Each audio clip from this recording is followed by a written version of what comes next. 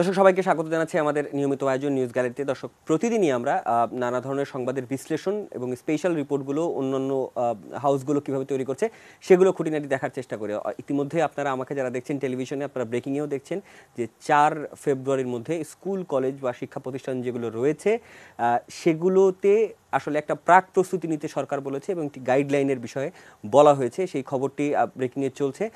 আমরা এই বিষয়টি নিয়ে বিস্তারিত জানবো আমাদের সিনিয়র রিপোর্টার আরিফ জামালের কাছে। তিনি সচিবালয় দীর্ঘদিন ধরে কভার করেন, সুতরাং তার মাধ্যমেই আমরা আসলে এই সংবাদটি কভার করেছি। আরিফ, আপনার কাছে সরাসরি প্রশ্ন জানতে চাই। স্বাভাবিকভাবে মানুষের মনে প্রশ্নটি হচ্ছে যে 4 ফেব্রুয়ারি, অনেকে ধরে নিচ্ছে যে 4 ফেব্রুয়ারি স্কুল খুলছে, মানে অনেকের ধারণাটা এরকম। আসলে এই ঘোষণাটির একটু যদি বিস্তারিত বুঝিয়ে বলতেন। ধন্যবাদ। তো আসলে 4 ফেব্রুয়ারি কিন্তু স্কুল খুলছে না, অর্থাৎ শিক্ষা প্রতিষ্ঠান খুলছে না 4 ফেব্রুয়ারি। 4 ফেব্রুয়ারির মধ্যে সব ধরনের প্রস্তুতি নিতে শিক্ষা প্রতিষ্ঠানগুলোকে একটা নির্দেশনা দিয়েছে শিক্ষা মাধ্যমিক অধিদপ্তর থেকে। তো এই নির্দেশনা 37 পৃষ্ঠার যে বিস্তারিত নির্দেশনা, সেই নির্দেশনাটি আসলে আজকে প্রকাশ পেয়েছে। গতকাল একটি মিটিং ছিল, জুম মিটিং হয়েছিল শিক্ষামন্ত্রীর সভাপতিত্বে। শিক্ষা সংশ্লিষ্ট যারা আছেন তাদের নিয়ে একটা মিটিং হয়েছিল। তো গাইডলাইন গুলো কিন্তু আগেই প্রস্তুত করা হয়েছিল। এর আগে আমরা দেখেছিলাম যে প্রাথমিক বিদ্যালয়ের খুলে দেওয়ার জন্য যে ধরনের প্রস্তুতি রয়েছে সেই প্রস্তুতিগুলো নিতে নির্দেশ দেওয়া হয়েছিল। তখনও আসলে এইরকম একটা আসলে ভুল বোঝাবুঝি হয়েছিল যে হয়তো স্কুল খুলে দেওয়ার সিদ্ধান্ত হয়েছে, কিন্তু এখনো কিন্তু সেটা হয়নি। এখন যেটা স্পষ্ট করে আমি বলতে চাচ্ছি যে 4 ফেব্রুয়ারির মধ্যে শিক্ষা প্রতিষ্ঠানগুলোকে প্রস্তুতি নিতে বলা হয়েছে। অর্থাৎ এই যে নিউ নর্মাল, কোভিড পরিস্থিতিতে যে আমরা যে নতুন একটি শব্দ পেয়েছি নিউ নর্মাল, নতুন স্বাভাবিক, যেটা অর্থাৎ এই নিউ নর্মাল পরিস্থিতিতে কিভাবে চলতে হবে, কিভাবে থাকতে হবে, শিক্ষার্থীদের কি পরিমাণ আনা যাবে, তাদের আনতে হলে কি কি ধরনের ব্যবস্থা নিতে হবে, সেই নির্দেশনাগুলো, বিস্তারিত নির্দেশনা, যেটা বললাম যে 37 পৃষ্ঠার একটি নির্দেশনা এখন পর্যন্ত প্রস্তুত করা হয়েছে। সেই গাইডলাইন দেয়া হয়েছে, শিক্ষা প্রতিষ্ঠানগুলোতে পাঠিয়ে দেওয়া হবে, অথবা শিক্ষা প্রতিষ্ঠানগুলো অনলাইন থেকেও সেগুলো নিতে পারবে, নিয়ে সেই অনুযায়ী ব্যবস্থা নেওয়া হবে। এবং সেক্ষেত্রে কিছু কিছু গাইডলাইনের কিছু কিছু বিষয় একটু বলে রাখা যায়। সেটা হচ্ছে যে খুব স্বাভাবিক, যেটা আমরা গত প্রায় 1 বছর ধরে অভ্যস্ত হয়ে গেছি মাস্ক পরা, সেটি বাধ্যতামূলক, সেটি পড়তে হবে। 3 ফুটের যে দূরত্ব মেনটেন করতে বলা হয়, সামাজিক দূরত্ব যেটা 3 ফুট, যেটা যদিও বাস্তবে এখন যেটা সম্ভব হচ্ছে না, কিন্তু শিক্ষা প্রতিষ্ঠানগুলোকে অবশ্যই সেটা মেনটেন করতে হবে। এবং সেই জন্য 5 ফুট আয়তনের যে বেঞ্চ রয়েছে সেই বেঞ্চে একজন শিক্ষার্থী রাখা যাবে। 5 ফুটের বেশি হলে সেখানে 2 জন রাখা যাবে। অর্থাৎ আমরা খুব স্বাভাবিকভাবে ধরে নিতে পারি যে বর্তমানে, মানে স্বাভাবিক সময় শিক্ষা প্রতিষ্ঠানগুলোতে যে পরিমাণ শিক্ষার্থী উপস্থিতি থাকতো, বর্তমানে যদি খুলে যায় স্কুলগুলো বা শিক্ষা প্রতিষ্ঠানগুলো যদি খুলে যায়, সেই পরিমাণ শিক্ষার্থী কিন্তু আসতে পারবে না। অর্থাৎ শিক্ষা প্রতিষ্ঠানগুলোকে বা শিক্ষা প্রতিষ্ঠানের সংশ্লিষ্টদের সিদ্ধান্ত নিতে হবে। তারাই আসলে এই ব্যাপারে একটা সিদ্ধান্ত নেবেন বা পরিকল্পনা নেবেন যে কাদের আনবেন, কাদের আনবেন না, বা কয়টি শিফট করবেন, সেই বিস্তারিত সিদ্ধান্তগুলো নিতে হবে। এর বাইরে হচ্ছে হাত ধোয়ার ব্যবস্থা করতে হবে, টয়লেটের ব্যবস্থা করতে হবে যথেষ্ট। যেমন নির্দেশনার একটি রয়েছে যে মেয়েদের জন্য 30 জন শিক্ষার্থী, মেয়ে শিক্ষার্থীর জন্য একটি টয়লেটের ব্যবস্থা করতে হবে, সেখানে হাত ধোয়ার সরঞ্জাম রাখতে হবে, স্যানিটাইজ করার সরঞ্জাম রাখতে হবে, মেয়েদের স্যানিটারি ন্যাপকিনের ব্যবস্থা করতে হবে। ছেলে শিক্ষার্থী যারা রয়েছে তাদের জন্য 60 জন, অর্থাৎ 60 শিক্ষার্থীর জন্য একটি টয়লেটের ব্যবস্থা করতে হবে। এরকম আরো অনেক ধরনের নির্দেশনা রয়েছে, সেই যে নির্দেশনাগুলো আসলে মেনে চলতে হবে। জি, ধন্যবাদ আরিফ হোসেন আমাদেরকে সঙ্গ দেওয়ার জন্য এবং সময় দেওয়ার জন্য, এবং আপনার মাধ্যমে কিন্তু আমরা জেনে নিলাম আসলে। একটু বলি, জি, আর ছোট করে আরেকটু বলে দিতে চাই। সেটা হচ্ছে যে 4 ফেব্রুয়ারির মধ্যে নির্দেশনা, গাইডলাইন গুলো যাতে সঠিকভাবে পালন করা সেটা বলা হয়েছে। তো 4 ফেব্রুয়ারি বৃহস্পতিবার, হয়তো একটু নিশ্চিত নয়, হয়তো 6 ফেব্রুয়ারি শনিবার, সেই শনিবারেও শিক্ষা প্রতিষ্ঠান খুলে দেওয়ার একটা সিদ্ধান্ত নেওয়া হতে পারে। তবে এখনো সেই ব্যাপারে স্পষ্ট করে সিদ্ধান্ত কোনো হয়নি। এবং আমি যেটা অফিসিয়াল কোনো সিদ্ধান্ত হয়নি। আর আমি যেটা জানতে পেরেছি যে শিক্ষামন্ত্রী এই মাসেই একটি সংবাদ সম্মেলন করবেন, সংবাদ সম্মেলন করেই হয়তো তিনি এই ঘোষণাটি পুরো দেবেন কবে বিষয়টি শিক্ষা ঘোষণা। প্রতিষ্ঠান জি খুলছে, কারণ দীর্ঘ প্রায় 1 বছর ধরে বন্ধ রয়েছে। জি সেতু, জি জি আরিফ, আপনাকে অসংখ্য ধন্যবাদ আমাদের সাথে যুক্ত হওয়ার জন্য, এবং আপনার মাধ্যমে আমরা দর্শকদেরকেও এক নজরে জানিয়ে নিলাম সেই খবরটি। দর্শক, আজকে যারা পত্রিকা পড়েছেন বা টেলিভিশন দেখেছেন সবারই কাজ, সবারই কিন্তু আসলে দৃষ্টি ছিল যে বাংলাদেশের ম্যাচ জয়ের যে খবরটি, সেই খবরের দিকে। এর বাইরেও একটি খবর, আসলে আগামীকাল সারা দেশব্যাপী মুজিববর্ষ উপলক্ষে আশ্রয়ণ প্রকল্প 2 এর অধীনে প্রায় 66,000 গৃহহীন ভূমিহীন মানুষকে সরকার বাসা মানে বাসা প্রদান করবে, বাসার চাবি বুঝিয়ে দিবে।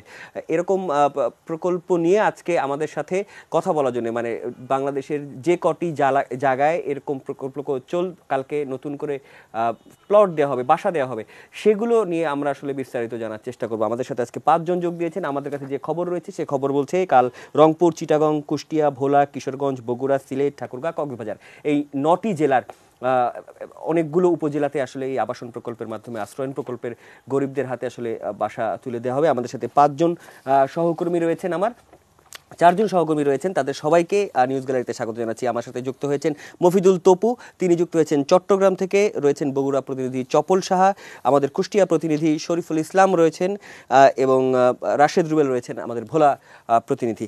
আমাদের 4 জন প্রতিনিধি এবং রিপোর্টারকে স্বাগত জানাচ্ছি।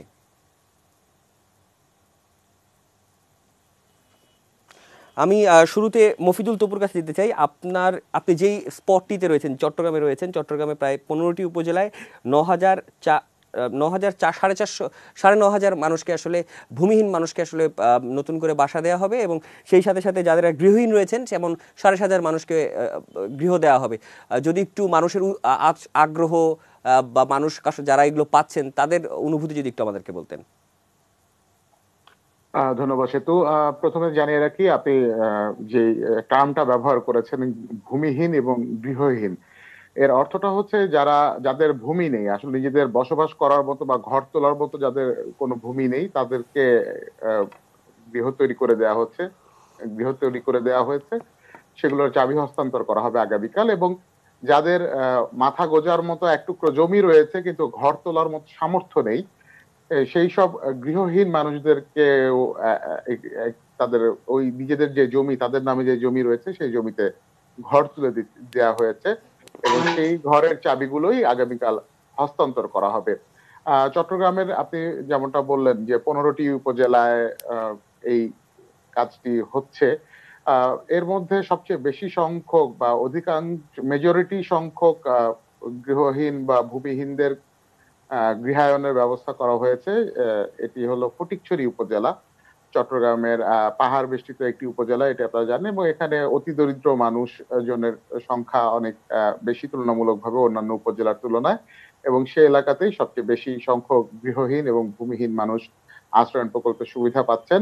এবং এখানে আপনি জানিয়ে রাখতে চাই যে এই প্রকল্পের মাধ্যমে সরকার যেই আসলে একটা খুব বড় ধরনের একটি পদক্ষেপ সরকার নিতে যাচ্ছে বা নিয়েছে, যেটি আসলে শুধু বাংলাদেশ বা উপমহাদেশ না, এটা সারা বিশ্বের ইতিহাসেই এত বড় ধরনের আশ্রয়ণ প্রকল্প বা গৃহ নির্মাণ করে মানুষকে বাসস্থান যোগান দেওয়ার একটা প্রকল্প, এটি আসলে সারা বিশ্বে। তপু, আপনাকে অসংখ্য ধন্যবাদ।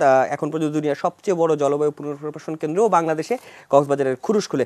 আমরা একটু আমাদের উত্তরাঞ্চলীয় উপপ্রধান চপল সাহার কাছে যেতে চাই। এই আপনাদের এলাকায় যে 12টি উপজেলায় প্রায় 15,000-এর বেশি মানুষকে এরকম নতুন বাসার চাবি দেওয়া হচ্ছে আগামীকাল, এরকম একটা সুন্দর মুহূর্তে আপনাদের এলাকাতে আসলে এই ঘটনায় দুর্নীতি রয়েছে এমন অভিযোগের প্রেক্ষিতে কিন্তু একজন সাংবাদিক ইনভেস্টিগেশনে নামলে সেখানে আমরা বেশ অপ্রীতিকর ঘটনার অবস্থান দেখতে পেয়েছি।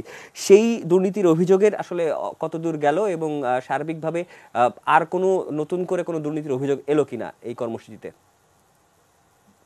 হ্যাঁ সেতু, আসলে আপনি যেমনটা বলছিলেন, আসলে দেখা যায় যে বগুড়ায় আসলে 12টি উপজেলার জন্য 1,452টি আপনার ঘর নির্মাণ করা হয়েছে, এবং এই ঘরগুলো মুজিববর্ষের উপহার হিসেবেই পাবেন তারা। আপনি জানেন যে বগুড়া সদর হলো সবচেয়ে বড়, বগুড়া সদরে 250টি ঘর নির্মাণ করা হয়েছে, কিন্তু সেই ঘরগুলোর ব্যাপারে কিন্তু একমাত্র বগুড়া সদরে যে ঘরগুলো নির্মাণ করা হয়েছে সেই ঘরগুলো তো আপনি জানেনই যে সেখানে আমাদের রিপোর্টও হয়েছে যে সেগুলো কোনো ভিত নেই এবং সেগুলো নড়বড়ে অবস্থায় আছে। তারপরেও যাই হোক সেখানে ঘরগুলো তৈরি করা হয়েছে। আর সব যে উপজেলায় 11টি উপজেলা সেখানে কিন্তু ঘর খুব সুন্দরভাবে তৈরি করা হয়েছে। যেমন আমি কিছু রিপোর্ট করার জন্য, নির্বাচনী রিপোর্ট করার জন্য আমি ইদানিং কয়েকটা উপজেলায় ঘুরেছি। সেখানে আমি গাবতলী এবং আপনার হলো সারিয়াকান্দি এবং ধুনটে আমি গিয়েছিলাম। সেখানে কিন্তু তারা ভালো ঘর তৈরি করেছেন, এমনকি যে ঘরগুলো তৈরি করেছেন যমুনা নদীর উপরে যে চর সেখানেও তৈরি করা হয়েছে। আপনি জানেন যে সেখানে ঘর তৈরি করতে গেলে কিন্তু যমুনা নদী পার করে ইটগুলো নিয়ে যেতে হয়, সিমেন্ট নিয়ে যেতে হয়, তারপরেও সেখানে ভালো ঘর তৈরি হয়েছে। তাহলে ধরে নিতে হবে যে ভালো ঘর তৈরি করার জন্য সেখানে তারা প্রচেষ্টা চালিয়েছেন। কিন্তু বগুড়া সদরে আপনার যখন ঘর তৈরির যে ব্যাপারটা ঘটেছিল সেই সময় কিন্তু দুইজন সাংবাদিককে প্রচন্ড মারপিট করা হয় সদরে। সেটা সেটা নিয়ে আমরা নিউজও করেছি এবং আমরা জানিয়েছি আর যে নতুন করে এই কি কোনো ঘরগুলো অভিযোগ এলো? আমি আপনার কাছে এই বিষয়টি জানতে চাচ্ছিলাম যে এর পরে কি এই ঘটনার ডেভেলপমেন্টে মানে যেটি ন্যায্যতা সেটি আসলো কিনা, নতুন কোনো অভিযোগ আসলো কিনা? নতুন করে অভিযোগ বলতে ওইটাই যে উনি যে ঘরগুলো তৈরি করেছেন সেটা নিয়ে পত্রপত্রিকা এবং বিভিন্ন জায়গায় কিন্তু লেখালেখি হয়েছে। তবে এ ব্যাপারে তেমন কোনো যে পদক্ষেপ তার বিরুদ্ধে নেওয়া হয়েছে সেটা কিন্তু আমরা জি এখন পর্যন্ত জি, চপল সাহেব বুঝতে আপনাকে পারিনি অসংখ্য বা ধন্যবাদ জানতে জানাচ্ছি। পারিনি। আমি একটু ভোলায় ভোলা আমাদের প্রতিনিধি রাশেদ রুবেলের সাথে যোগাযোগ করতে চাই। রাশেদ, আপনি নিশ্চয়ই আমাকে শুনতে পাচ্ছেন। আমার কাছে যে কাগজ রয়েছে সেই কাগজ অনুযায়ী আপনাদের 7 উপজেলায় 16,382টি পরিবার আসলে এই নতুন গৃহ পাবে, ভূমিহীন এবং জমিহীন যারা রয়েছেন। সাধারণ মানুষ আসলে কিভাবে নিচ্ছেন? আমরা একটু সাধারণ মানে যাদের জন্য এই বাসা তারা আসলে কিভাবে দেখছেন? হ্যাঁ, দেখুন বিষয়টা হচ্ছে ভোলা হচ্ছে দ্বীপ জেলা ভোলা, কিন্তু দ্বীপ জেলার এই উপকূলীয় মানুষ সবসময় বড় ধরনের অনেক সমস্যা মুখোমুখি করে আসছে সেই 70-এর বন্যা থেকে। আইলা জলোচ্ছ্বাস যাই বলি না কেন, সবকিছুই তারা সরাসরি প্রত্যক্ষ ভাবে মোকাবেলা করে আসছে এই ভোলার এই উপকূলীয় মানুষের জন্য। আহ ক্ষমতাসীন দল আওয়ামী লীগ 96 সালে ক্ষমতা আসার পরে যে তাদের উন্নয়নের যে হাত দিয়েছেন সেই উন্নয়নের ধারায় এর আগে সাধারণ কোন মানুষ আসলে সরকার আপনাকে কি ক্ষমতায় বলেছেন? আসার আগে এরকম হাত দেয়নি বলে জলার রুবেল, জনগণের আমি পক্ষ আপনাকে প্রশ্ন করতে চাচ্ছিলাম যে সাধারণ মানুষের অভিব্যক্তিটা যদি একটু বলতেন। যে সাধারণ মানুষের যে এই এখন যে করোনার যে প্রাদুর্ভাব, এই করোনার প্রাদুর্ভাবে যেখানে সারা বিশ্ব বিমর্ষ অবস্থায় পড়ে গিয়েছে, সেইখানে বাংলাদেশের মতো একটি দেশ হয়ে এরকম উপকূলীয়র দিকে নজর দেওয়া একজন প্রধানমন্ত্রীর পক্ষে, সেই যে নজর দিয়ে সেই প্রধানমন্ত্রী ভোলার মানুষকে এইভাবে ঘর দিচ্ছেন, সেই বিষয়টি ভোলার মানুষের মধ্যে ব্যাপক প্রাণচাঞ্চল্য ফিরে এসেছে। বিশেষ করে যে যারা দিন আনে দিন খায়, যেমন যারা গৃহহীন, যাদের স্বামী পরিত্যক্তা, যারা নদী ভাঙ্গা, ভোলা একটি নদী ভাঙ্গা এলাকা, এই নদী ভাঙ্গা বারবার ভেঙে যাচ্ছে, বারবার মানুষের ঘর তৈরি করতে হচ্ছে। এই বারবার তৈরি করতে গিয়ে মানুষ অনেক এক সময় তারা নিঃস্ব হয়ে যায়। সেই নিঃস্ব মানুষগুলোকে তুলে এনে সরকার বর্তমানে আগামীকালকে মাননীয় প্রধানমন্ত্রী 520টি ঘর চাবি ক তালিকাভুক্ত, যাদের একেবারে জমিও নেই, কিছুই নেই, যারা পরের জায়গায় পরে উপর জি নির্ভরশীল করে জি, থাকতে রুবেল, হচ্ছে। আপনাকে অসংখ্য ধন্যবাদ জানাচ্ছি। আমি বুঝতে পেরেছি আপনার পয়েন্টটি। আমরা সময় স্বল্পতা রয়েছে, সুতরাং আমরা সবাইকে একটু সময় দিতে চাই। আমাদের শরীফুল ইসলাম, কুষ্টিয়া প্রতিনিধি। শরীফ, আপনার এলাকার মানুষের উচ্ছ্বাসটি আমি একটু জানতে পারি। যারা ভূমিহীন বা গৃহহীন তারা যে এই যে তারা নতুন বাসা পাচ্ছেন, তাদের আবেগের জায়গাটি কেমন দেখছেন? হ্যাঁ, যেমনটা বলছিলেন আসলে আবেগের জায়গাটা একেবারেই মানে কি বলবো যে যারা ভূমিহীন গৃহহীন যারা বাড়ি পাচ্ছে তারা আবেগে আপ্লুত হয়ে আছেন। তারা এতই আবেগে আপ্লুত হয়েছেন যে প্রধানমন্ত্রীর কাছে বারবার কৃতজ্ঞতা প্রকাশ করেছেন। তারা বলছেন আমরা যদি প্রধানমন্ত্রীর সাথে একটু সাক্ষাৎ করতে পারতাম তাহলে তাকে কদমবুজি করতাম, তাকে জড়িয়ে ধরতাম, তাকে মানে এত এত আবেগে আপ্লুত হয়েছে। আমি অনেকগুলো যারা গৃহহীন যারা ভূমিহীন যারা ঘর পেয়েছে তাদের সাথে কথা বলেছেন, অনেকের নারীর সাথে কথা বলেছি, পরিবার প্রধানের সাথে কথা বলেছে। তারা অনেকে আবেগে চোখের অশ্রু তাদের ঝরতে দেখেছি। জি, আমি শরীফুল আপনাকে আর একটা ছোট্ট প্রশ্ন করি। সেটি হচ্ছে যে কোনো ধরনের কোনো অভিযোগ এলো কিনা? বগুড়ায় যেমন আমরা কোনো অভিযোগ পেয়েছিলাম, কুষ্টিয়াতে এমন কোনো অভিযোগের পেয়েছেন কিনা? না না না, কুষ্টিয়াতে এখন কোনো আজ পর্যন্ত এরকম কোনো অভিযোগ আসেনি। কুষ্টিয়ায় যে আগামীকালকে মাননীয় প্রধানমন্ত্রী যে এই আশ্রয় প্রকল্পের যে ঘর উদ্বোধন করবেন, তার মধ্যে কুষ্টিয়ায় প্রথম পর্যায়ের 157টি ঘর উদ্বোধন হবে। এই 157টি পরিবারের মধ্যে আমরা এখন পর্যন্ত তাদের কোনো অভিযোগটা পাইনি। জি, আপনাকে শরীফুল অসংখ্য ধন্যবাদ জানাচ্ছি, এবং আপনার সাথে সাথে যারা এতক্ষণ যুক্ত ছিলেন, শরীফুল ইসলাম, রাশেদ রুবেল ভোলা প্রতিনিধি, আমাদের রিপোর্টার মফিদুল তপু, আমাদের উত্তরাঞ্চলীয় প্রধান স্বপন শাহ, আপনাদের চারজনকেই ধন্যবাদ জানাচ্ছি। দর্শক, আমরা এক নজরে আগামীকালের যে 61,000 পরিবারের কাছে আবাসন, যারা গৃহহীন ভূমিহীন, তাদের যে নতুন বাসার চাবি বুঝিয়ে দেওয়া হবে সেইটি নিয়ে এক নজরে সবগুলো অঞ্চল যতগুলো সম্ভব ছিল আমরা আপনাদেরকে এক নজরে দেখিয়ে আনলাম। ছবিগুলোও দেখলেন, একই সাথে সাথে সেখানকার অভিযোগগুলো আমরা এক নজরে দিলাম। দর্শক, একটা বিরতি নিচ্ছি নিউজ গ্যালারিতে।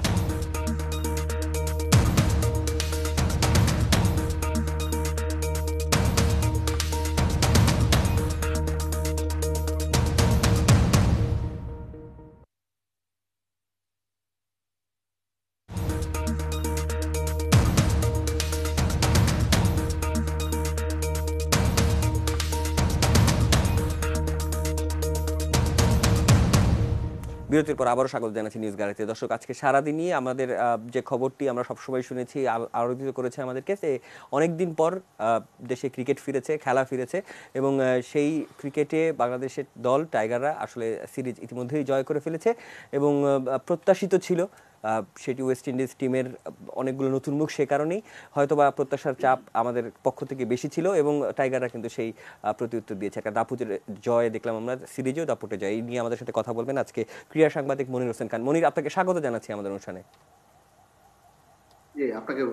জি মনির, আমি আসলে দুটো প্রশ্ন আপনার কাছে রয়েছে। প্রথম প্রশ্নটি আগে শুনে নিতে চাই। দাপুটে জয়, এবং টাইগাররা আসলে প্রেসার দিয়ে খেলেছে, এবং তারা তাদের যে যোগ্যতা সেটির পুরোটা দিয়ে আসলে খেলেছে, সেটি স্বীকার করতে হবে। কিন্তু একই সাথে নতুন অধিনায়ক কিন্তু ঘোষণা দিয়েছেন যে যারা বেঞ্চে রয়েছেন তাদেরকেও তিনি খেলাতে আগ্রহ, এবং যেহেতু সিরিজটা জিতে গেছেন, সিরিজ নির্ধারণী হয়ে গেছে, এমন সময় তিনি আসলে দলে কিছু পরিবর্তন আনতে চান। সাধারণত আমরা উইনিং কমিশন ভাঙতে দেখি না। এই প্রশ্নটি এই কারণেই সামনে আসছে, যেহেতু বিশ্বকাপের বাছাইয়ের সাথে এই খেলাগুলোর আসলে যোগ রয়েছে। কতটুকু যৌক্তিক মনে করেন বা কিভাবে বিশ্লেষণ করবেন? আসলে আপনি ঠিকই বলেছেন যে এই সিরিজটা আসলে শুধু যে ফেরার সিরিজ বা তামিমের ফেরা বা সাকিবের ফেরা তা না, এখানে কিন্তু অনেক বিষয়ই আছে। যেমন এই সিরিজ থেকে শুরু হয়েছে কিন্তু 2023-এর বিশ্বকাপের পয়েন্ট কাউন্টিং এর বিষয়টি আপনি যেটা বললেন। তারপরও আমরা সবসময় দেখি যে হোম ম্যাচে মানুষ মানে যে কোনো দল যখন মানে কাউকে অভিষেক করাতে চায়, সেটা হোম ম্যাচে তরুণদের জন্য সুযোগ করে দেওয়ার কিন্তু সবচেয়ে বড় সুযোগ হোম ম্যাচে খেলা নয়। সেই জায়গায় যদি আমি বলি তাহলে কিন্তু বাংলাদেশের সুযোগ এটাই, কারণ ওয়েস্ট ইন্ডিজ টিমটাও খুব একটা মানে শক্তিশালী দল না। তাদের এগেনস্টে যদি তরুণদের সুযোগ করে দেয়া যায়, সেই ক্ষেত্রে হয়তো তারা মানে কনফিডেন্সটা হয়তো আরো ভালো পাবে। বিদেশের বাইরের দেশের কন্ডিশনে খেলার ক্ষেত্রে নিজ কন্ডিশনে অভিষেক হওয়াটা কিন্তু সহজ। সেই চিন্তা করেই হয়তো ক্যাপ্টেন চিন্তা করছেন যে আমরা যেহেতু সিরিজ জিতে গেছি এরই মধ্যে, দু একজনকে হয়তো নতুনদেরকে একটু সুযোগ করে দেওয়া যেতেই পারে। এটা ভবিষ্যৎ হতে পারে বলে ধারণা করছেন, কারণ পেসিং ইউনিটের থেকে স্পিনিং যে টিম, স্পিনিং যে কম্বিনেশন, সেটির যদি 2 ম্যাচের হিসাব করি তাহলে 11 উইকেট খুব সম্ভবত তারা পেয়েছে। 11 উইকেট না, 10 উইকেট তারা পেয়েছে। এরকম একটা স্পিনিং এ কি পরিবর্তন আশা করছেন, নাকি পেসে পরিবর্তন আশা করছেন? সব জায়গাতেই হয়তো একটা পরিবর্তন আসবে। পেস বোলিং এ হয়তো একজন চেঞ্জ আসতে পারে। তাসকিন বসে আছেন, একাদশের বাইরে আছেন, তারপরে নতুন শরীফুল আছে, তাদেরকেও হয়তো একটা চিন্তা ভাবনা করা যেতে পারে। ইভেন আপনার অলরাউন্ডার সাইফুদ্দিন কিন্তু স্কোয়াডে আছে, তাকে কিন্তু মানে সুযোগ দেওয়ার একটা, যেহেতু বাংলাদেশের প্ল্যানিং এ সাইফুদ্দিন বড় একটা অংশ, তাকে সুযোগ দেওয়ার একটা বিষয় আছে। শান্তকে যেহেতু তিনি আনা হয়েছিল, 2টা ম্যাচে ক্লিক করেনি, আমি জানি না কি এই জায়গাটা চেঞ্জ আসবে কিনা। তবে এটা হয়তো সৌম্য সরকারকে আরেকটা চান্স দেওয়া যেতেই পারে, যদিও প্ল্যানিং এ মানে টিম ম্যানেজমেন্টের যে প্ল্যানিং, যেটা তামিম বলেছেন যে ভবিষ্যৎ পরিকল্পনায় সাথেই দেখতে চান সৌম্যকে। তারপরে বলা যায় ধ্রুবও আছেন, তাদেরকে ব্যাটিং অর্ডারে একটা চেঞ্জ আনা যেতে পারে। মিথুন আছে। জি, আমার কাছে আপনার শেষ প্রশ্ন, লাল সবুজের জার্সিতে মুশফিকের 220 ম্যাচ উপলক্ষ আজকে করা হলো, 220 ম্যাচ পার করা হলো। মাশরাফির পরে তার নাম, মানে মাশরাফির উপরেই তার নামটি গেল, এবং বেশ কিছু প্লেয়ার হচ্ছেন, সাকিব এবং তামিম মাহমুদুল্লাহ, তিনজনই আসলে 200-র আশেপাশে ঘোরাঘুরি করছেন। মুশফিক কিপার দেখেই একটু ইনজুরিতে কম ছিল, এর বাইরে অনেক ডিসিপ্লিন প্লেয়ার। তার কাছে কিন্তু অবশ্যই বাংলাদেশ ক্রিকেটের অনেক কিছু শেখার আছে নতুনদের, বিশেষ করে তার থেকে ইনজুরিতে কম ছিল, এটা আসলে বিষয়টা ওইভাবে চিন্তা করা যাবে না। আপনি যেটা বললেন যে উনি অনেক ডিসিপ্লিন প্লেয়ার, সেটা একটা বড় কারণ। কিপাররা কিন্তু ইনজুরিতে, অনেক কিপার ইনজুরিতে আমরা পড়তে দেখেছি এবং নিয়মিতই পড়ে। আর এটা বড় অ্যাচিভমেন্ট। কংগ্রেচুলেশনস মুশফিক। তিনি আমাদের বাংলাদেশের ক্রিকেটের সবচেয়ে মানে ব্যাটিং এর অন্যতম স্তম্ভ, অনেক অভিজ্ঞ, রেগুলার ম্যাচ খেলেছেন। আশা করি আরো অনেক দূর যাবেন। যারা আছেন সাকিব তামিম, তারাও হয়তো আরো অনেক দূর যাবেন। রেকর্ড যেই হিসাবে মানে বাংলাদেশের ওনারা 10-12 বছর ধরে খেলছেন, 15 বছর অনেকে খেলে ফেলেছেন, সেই হিসাবে রেকর্ডটা আরো বেশি হওয়ার কথা ছিল বাংলাদেশে। সেই হিসাবে দুর্ভাগ্য বলতে হয় সাকিব মুশফিকদের বা তামিমের, যে এখন পর্যন্ত আসলে 220 ম্যাচের রেকর্ডটা ভাঙতে হয়েছে। তারপরেও অ্যাচিভমেন্টই খুব ভালো। আশা করবো যে 300-350 রেকর্ডটাও হবে ওনাদের। জি, আমি আপনার কাছে আরেকটু প্রশ্ন রাখতে চাই, যেটি হচ্ছে যেহেতু চিটাগংয়ে শেষ ওয়ানডে হবে, চিটাগং থেকে টেস্টেরও শুরু হবে। মমিনুলকে আমরা বিভিন্ন গণমাধ্যমে দেখেছি, আমাদের কাছে যে ফুটেজ রয়েছে, মমিনুল প্র্যাকটিস করতে দেখা যাচ্ছে, এবং মমিনুল টেস্ট দলের ক্যাপ্টেন, সুতরাং তাকে ঘিরে একটা শঙ্কাও আমাদের মনের মধ্যে ছিল। টেস্ট দলের প্রস্তুতিটি নিয়ে যদি আমাদেরকে কিছু জানাতেন। এই প্রস্তুতির জায়গাটা আমারও একটু সন্দেহ আছে, কারণ আমরা টেস্ট খেলেছি, 11 মাস খেলাই নেই, তারপরেও আমরা টেস্ট এমনিতেই কম খেলি। ঘরোয়া যে আমাদের মানে করোনার পরে যে টুর্নামেন্ট গুলো শুরু হয়েছে, সেখানে কিন্তু আমরা পাইনি। ওয়ানডে দিয়ে শুরু হয়েছে, T20 একটা টুর্নামেন্ট খেলেছি, আমরা কিন্তু লং ভার্সন ক্রিকেট খেলিনি, একবারেই না, এমনিতেই খেলি না। তারপরেও আবার এত লম্বা সময় বিরতি, সেইখানে কিন্তু আমাদের কোনো প্রস্তুতিই নেই অ্যাকচুয়ালি। যদি আমরা সত্যি কথা বলি যে আসলে ওই ধরনের প্রস্তুতি নেই। যে প্লেয়াররা আছেন আমাদের জাতীয় দলের মূল স্কোয়াডের যারা, তারা কিন্তু কেউ এই প্রস্তুতি ম্যাচ, যে ম্যাচটা হবে সেইখানে কিন্তু তাদের বেশিরভাগই নেই, ইভেন মুমিনুরও নেই। এটা ট্যাকটিক্যালি আসলে রাখা হয়নি, যে অপোনেন্টকে ওই ইয়েটা না দেওয়ার জন্য, নিজের প্লেয়ারের ইয়েটা না দেওয়ার জন্য। যেমন স্পিন বোলিং এ আমরা বাহাতি স্পিন আমাদের মূল ভরসা, সেইখানেও কিন্তু প্রস্তুতি ম্যাচে কিন্তু কোনো বাহাতি স্পিনার রাখা হয়নি, প্রতিপক্ষ যেন আমাদের শক্তির জায়গাটা না হয়। তারপরেও বলা যায়, কিন্তু আমি এই ওয়ানডেটা নিয়ে যথেষ্ট আশাবাদী ছিলাম। টেস্টটার ক্ষেত্রে আমার কিছুটা কি বলবো শঙ্কার জায়গা আছে, কারণ ওই যেটা হয়, আমরা এমনিতেই টেস্টে দুর্বল, ফার্স্ট ক্লাস ক্রিকেট আমাদের হয় না সেভাবে, সেইখানে আমরা আর কোনো খেলা নেই। আমরা ইভেন আমরা এই সিরিজের আগে একটা যতদূর শুনেছিলাম যে BCL এর একটা হওয়ার কথা ছিল, একটা ম্যাচ হওয়ার কথা ছিল, সেটাও হয়নি। তো তারপরও দেখা যাক, ওয়েস্ট ইন্ডিজ টিমটা যেহেতু দুর্বল, যদিও এই ওয়ানডে টিমের চেয়ে টেস্ট টিমটা অনেক বেটার, তারপরও আশা করব ঘরের মাঠে বাংলাদেশ ওইখানে ভালো করবে। জি মনির, আপনাকে অসংখ্য ধন্যবাদ। ক্রীড়া সাংবাদিক মনির হোসেন খান আমাদের সাথে এতক্ষণ যুক্ত ছিলেন। দর্শক, আজকের আয়োজনে গোটা সময়ে আমরা আসলে জাতীয় যে ইস্যুগুলো রয়েছে সেই ইস্যুগুলো জেনে নিলাম। আজকে ছুটির দিন, কালকেও সরকারি ছুটি। যারা বেসরকারি চাকরি করেন তাদের তো আসলে ছুটি না।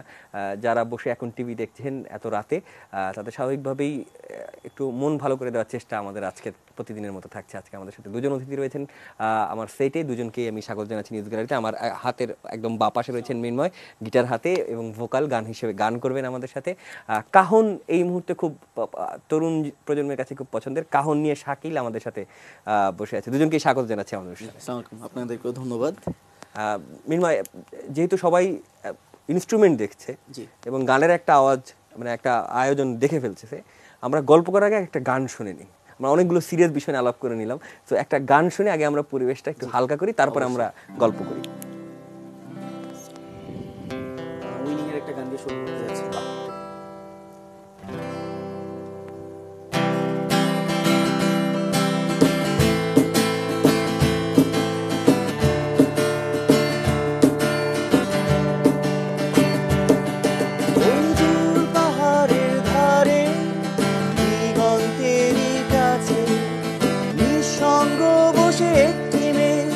গাইছে আপন সুরে, আপন সুরে, আপন সুরে।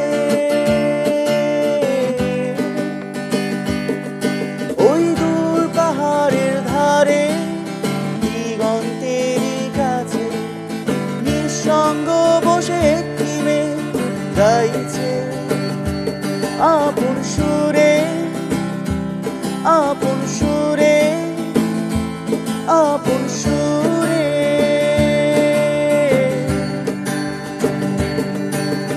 আ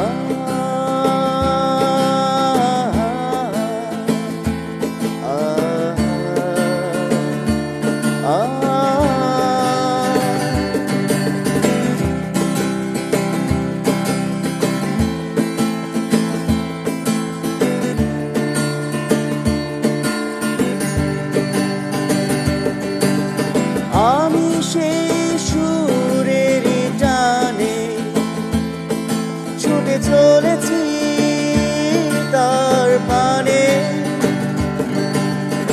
আমি সেই সুরের টানে ছুটে চলেছি তার পানে,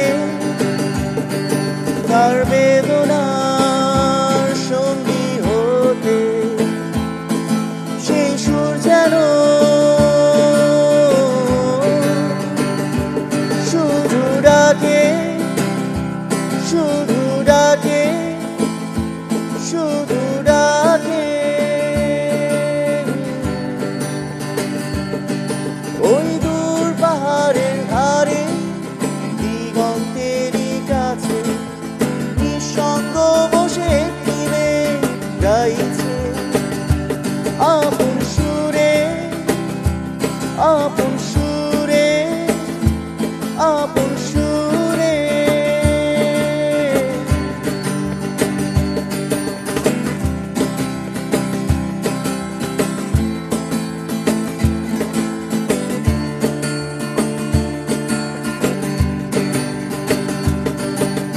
মনে হয় তার সেই সুরে কত বেদনা আছে লুকিয়ে, মনে হয় তার সেই সুরে কত বেদনা আছে লুকিয়ে, শত দুঃখের রজনী পেরিয়ে সেই সুর যেন শুধু ডাকে, শুধু ডাকে, শুধু ডাকে। ওই দূর পাহাড়ের ধারে দিগন্তেরই কাছে নিঃসঙ্গ বসে একটি মেয়ে গাইছে আপন সুরে, আপন সুরে, আপন সুরে।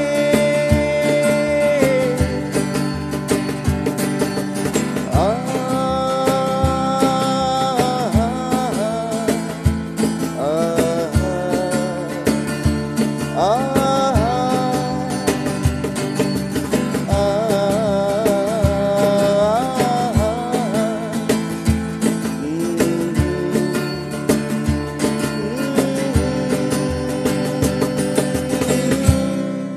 বাহ, অসাধারণ, অনেক অনেক ধন্যবাদ।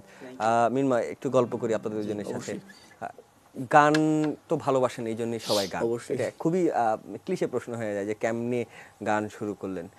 গান যে শুরু করলেন, করতে কেমন লাগছে? করতে অবশ্যই ভালো লাগছে।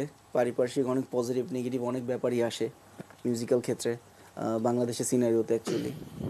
আর ছোট থেকে ফ্যামিলির কাছ থেকে মিউজিক্যাল একটা এক্সট্রা সাপোর্ট পেয়েছি, ফ্যামিলিতে মিউজিশিয়ান আছে, তো তাদের দেখি অ্যাকচুয়ালি ইন্সপায়ার্ড হওয়া। আর তারপর থেকে চিন্তা ছিল যে না, একটু দূরে যাব, একটু সুদূর প্রসারীভাবে ভেবেছিলাম, দ্যাটসই হয়তো বা এখন এই পর্যন্ত আসা আপনাদের সাথে। আর নেক্সট ইনশাল্লাহ আল্লাহ তাআলা জানে যে পরবর্তীতে কতটুকু যেতে পারি। শাকিল, আপনি আমি যতটুকু স্টেজে ব্যাক স্টেজে আমরা গল্প করছিলাম, আপনারা ক্লোজ ছোট ভাই বড় ভাই সম্পর্ক। জি। তো আপনি কি তার থেকে প্রভাবিত হয়েছেন নাকি আপনার আসলে একটা রাস্তা ছিল তার থেকে আর কি আচ্ছা আচ্ছা আচ্ছা আচ্ছা হয়ে ওঠা এইভাবে আর কি। সে নিজে কিন্তু গান গাচ্ছে, আপনাকে দিয়ে কিন্তু বাজাচ্ছে, এটা কিন্তু লক্ষ্য করছেন নাকি? আমি এটাই প্লে করি এই জন্য আর আচ্ছা কি। আচ্ছা, আমি দুষ্টুমি করলাম। এবার কি গান শুনবো? আমি নেক্সট জেমস ভাইয়ের একটা গান করতে বাহ, যাচ্ছিলাম। বাহ, অবশ্যই তিনি গুরু, তার একটা গান তো অবশ্যই করতেই হবে। অবশ্যই অবশ্যই। পরিচিত একটা গান একসাথে গাইবো। ওকে।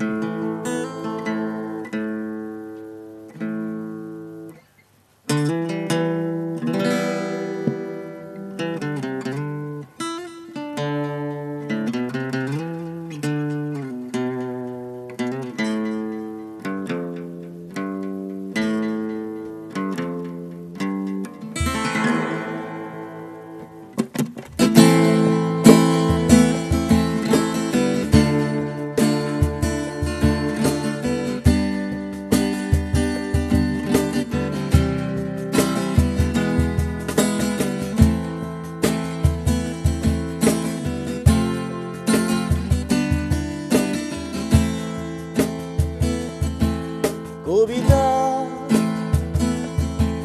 তুমি স্বপ্নচারিণী হয়ে খবর নিও না। কবিতা,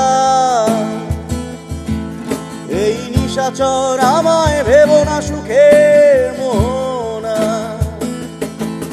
দেখবে আমাদের ভালোবাসা হয়ে গেছে কখন যেন পদ্ম পাতার জল, পদ্ম পাতার জল। কবিতা, তুমি স্বপ্নচারিণী হয়ে খবর নিও না। কবিতা, এই নিশাচর আমায় ভেবো না সুখের মোহনা। দেখবে আমাদের ভালোবাসা হয়ে গেছে কখন যেন পদ্ম পাতার জল, পদ্ম পাতার জল।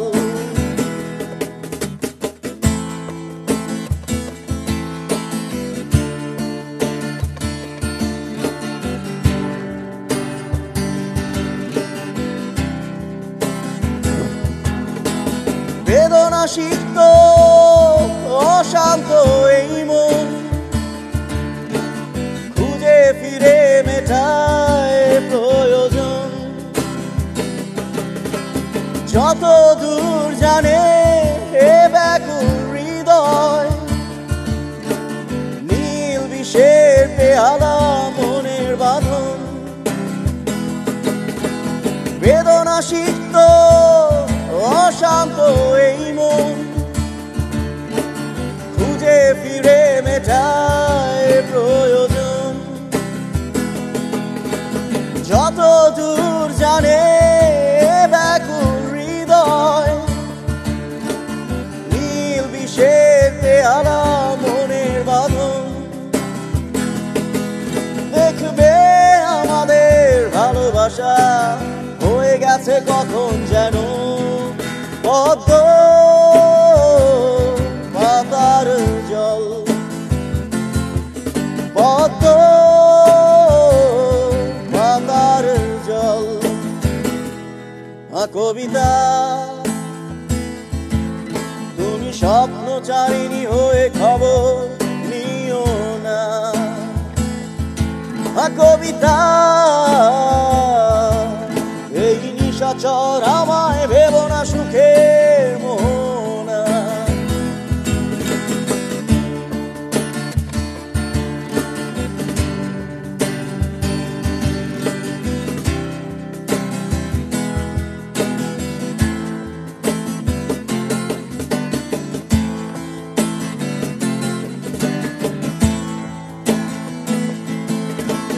নয়ন গভীরে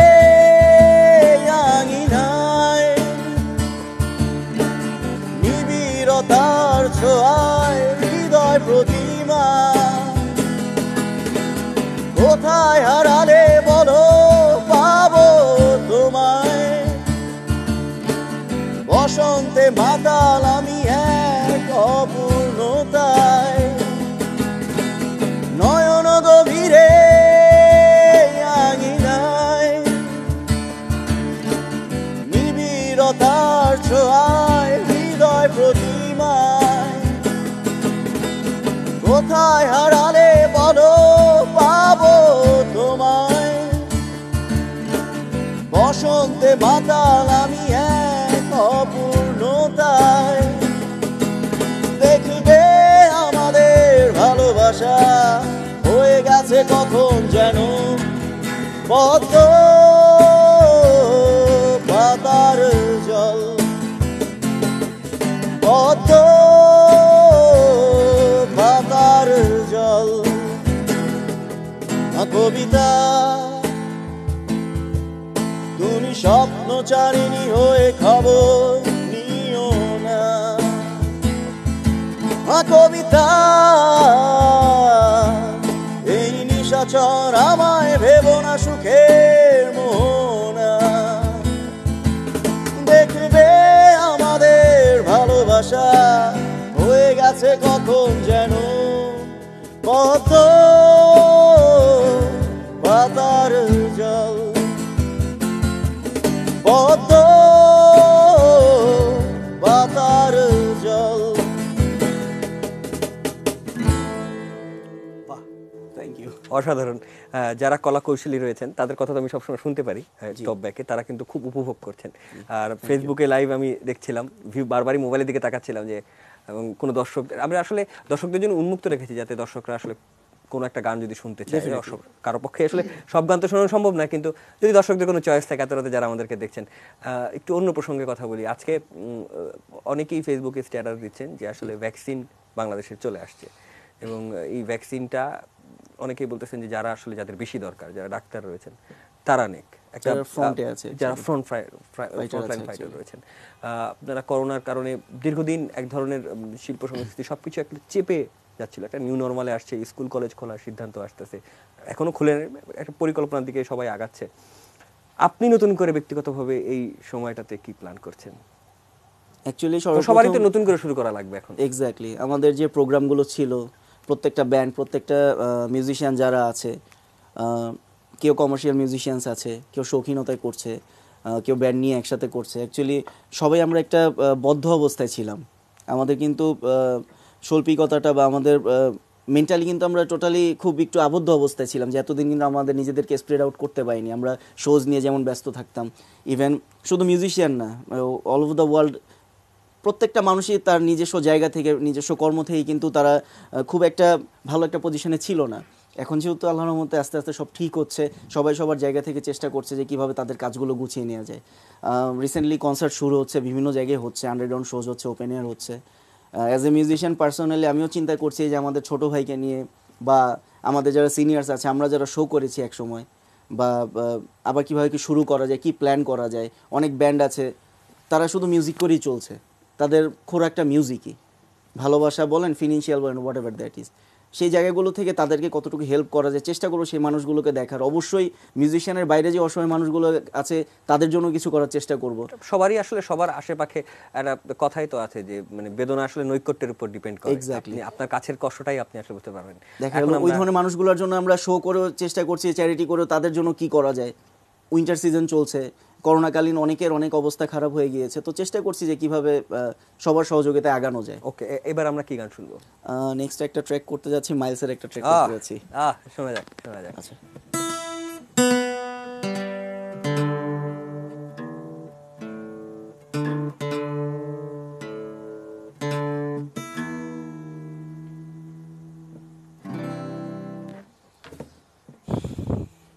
খুব পরিচিত একটা গান, একসাথে গাইবো।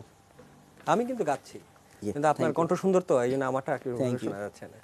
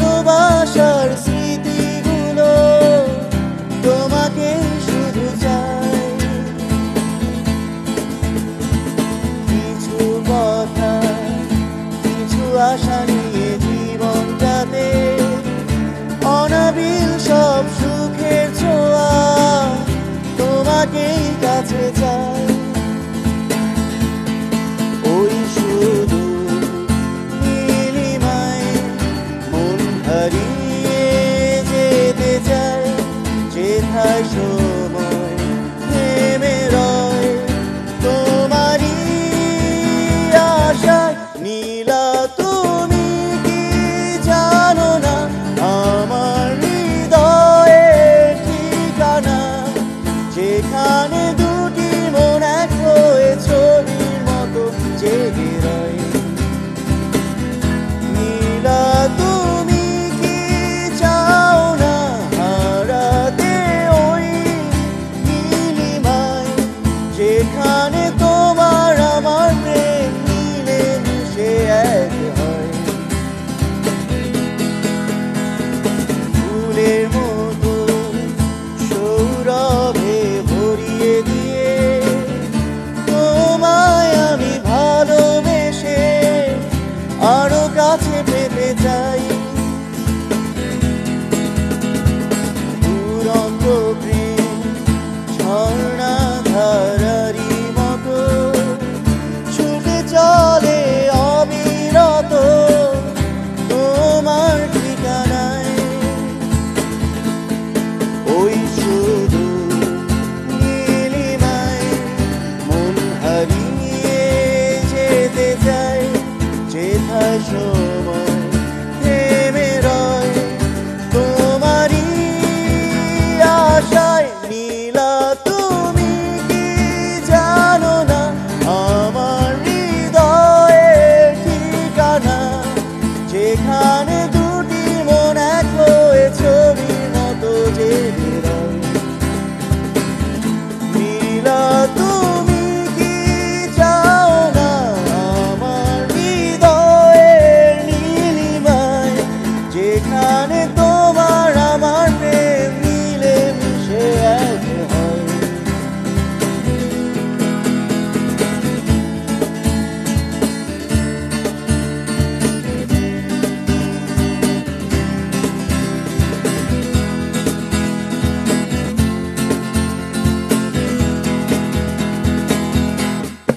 ওই শুধু নীলিমায় মন হারিয়ে যেতে চাই, যেথায় সময় থেমে রয় তোমারই আশায়। নীলা তুমি কি জানো না আমার হৃদয়ের ঠিকানা, যেখানে দুটি মন এক হয়ে ছবির মতো জেগে রয়। নীলা তুমি কি জানো না হারাতে ওই নীলিমায়, যেখানে তোমার আমার প্রেম মিলে মিশে এক হয়। নীলা তুমি কি চাও না হারাতে ওই নীলিমায়, যেখানে দুটি মন এক হয়ে ছবির মতো জেগে রয়। নীলা তুমি কি জানো না আমার হৃদয়ের ঠিকানা, যেখানে তোমার আমার প্রেম মিলে মিশে এক হয়।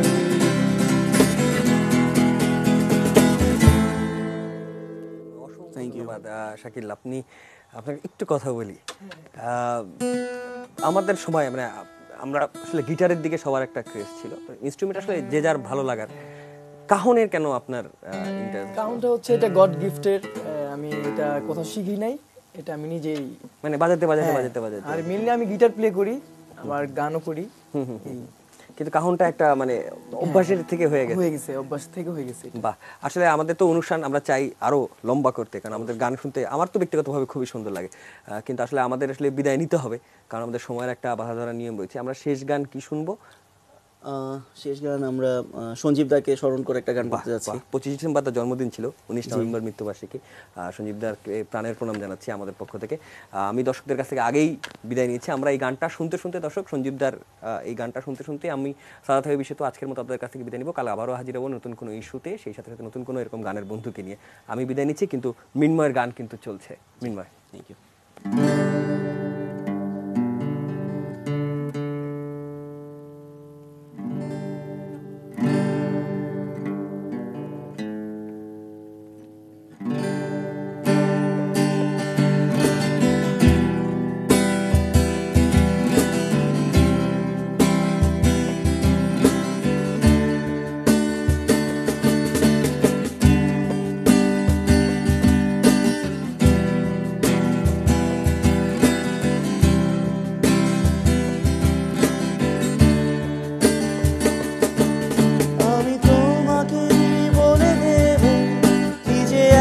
দীর্ঘ রাত আমি হেঁটে গেছি বিনা পথে।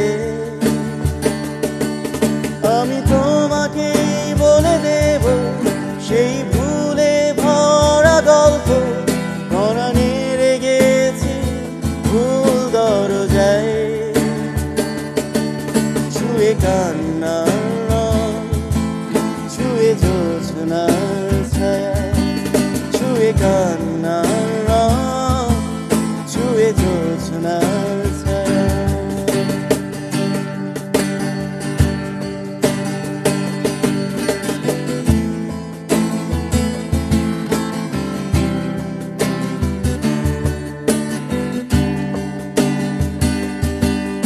আমি কাউকে বলিনি সে না, কেউ জানে না, না জানে আড়াল। আমি কাউকে বলিনি সে না, কেউ জানে না, না জানে আড়াল। জানে কান্নার রং, জানে জোছনার ছায়া, জানে কান্নার রং, জানে জোছনার ছায়া।